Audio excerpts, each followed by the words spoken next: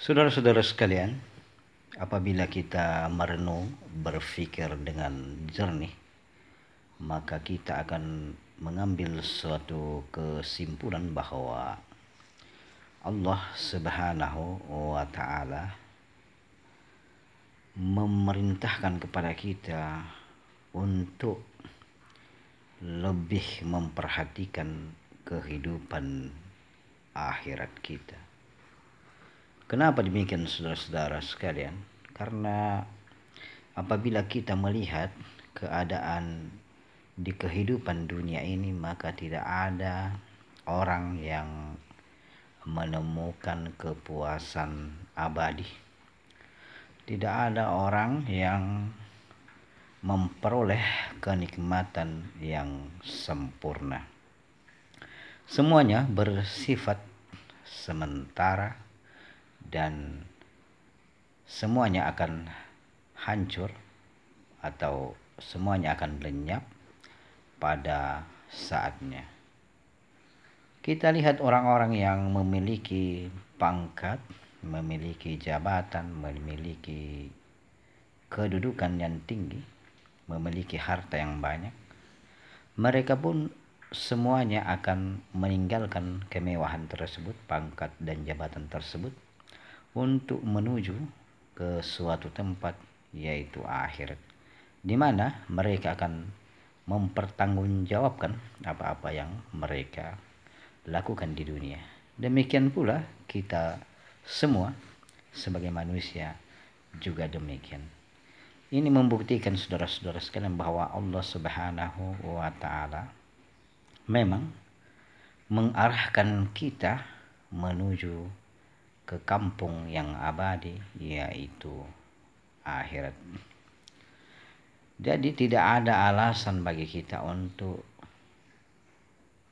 berlemah-lemah atau kita bersifat meremehkan bekal yang harus kita persiapkan untuk menuju ke akhirat, yaitu menuju ke hadapan Allah Subhanahu wa Ta'ala. Demikian pula, saudara-saudara sekalian, umur kita semakin hari semakin bertambah, tubuh kita pun mulai lemah. Sebagaimana orang-orang yang begitu giat mengejar kehidupan dunianya, itu terjadi pada waktu mereka masih berumur, masih muda, umur 15 tahun sampai 40 tahun. Apabila kita berada pada umur 40 tahun, maka posisi tubuh kita sudah lemah. Posisi pikiran kita sudah tidak begitu terarah, demikian pula ingatan kita. Ini semua membuktikan bahwa memang Allah Subhanahu wa Ta'ala sengaja atau memang mengarahkan kita agar kita fokus memperhatikan kehidupan agama kita, kehidupan yang akan kita tempati dengan abadi. Apabila kita gagal untuk memperhatikan itu semua, maka kita akan menyesal, kita akan tersiksa dan mendapat hukuman dari Allah Subhanahu wa Ta'ala. Inilah, saudara-saudara sekalian, contoh-contoh atau perbandingan yang harus kita sangat perhatikan, sangat harus kita seriuskan, karena jangan sampai kita menyesal dan penyesalan itu sama sekali tidak ada gunanya.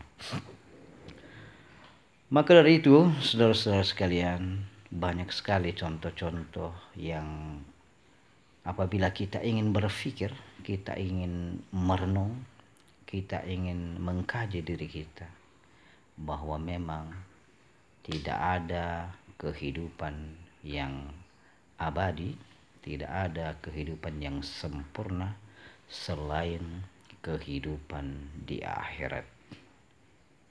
Jadi apalah buat kita mencari harta, mencari kedudukan dengan setengah mati, namun semua itu tidak dapat membuat kita bahagia, tidak dapat membuat kita tenang.